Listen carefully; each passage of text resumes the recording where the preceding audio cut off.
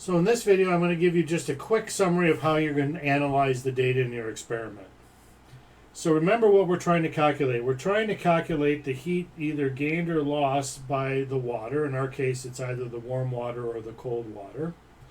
And that heat will be equal to the mass of the particular water that we're interested in times the specific heat capacity of water times the change in temperature of the water. So we didn't exactly measure mass directly, but we did measure this delta T. So that is the data you have in your table. So what we now need to know is how do we get the mass of our water and how do we get the specific heat capacity of our water?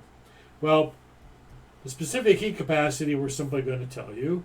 The specific heat capacity of water is equal to 1.0 calories per gram degree C. And our background video talked a little bit about why those units are what they are. And certainly your lecture did as well. 2, again, we get the delta T of our of the water by knowing what its final temperature was and subtracting off the initial temperature of it. And that's data that's in your table. So we're going to look at the final temperature of the water and we subtract off the initial temperature of the water.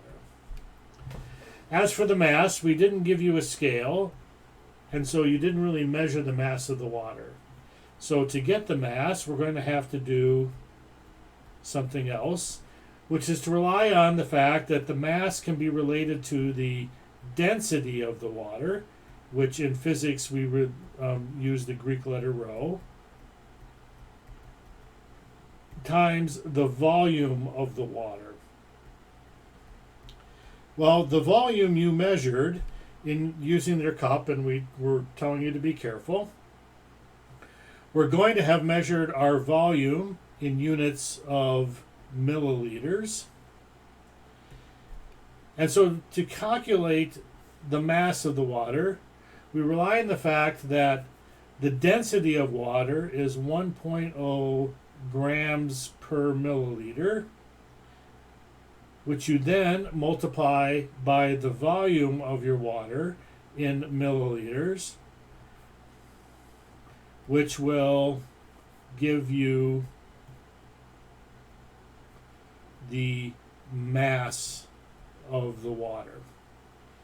And you can then enter that mass into the table.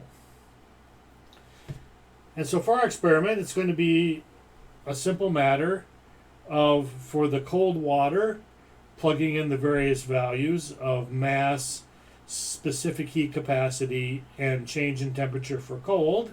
So you're going to want to do this for the cold water. And you're also going to be asked to do this for the warm or hot water.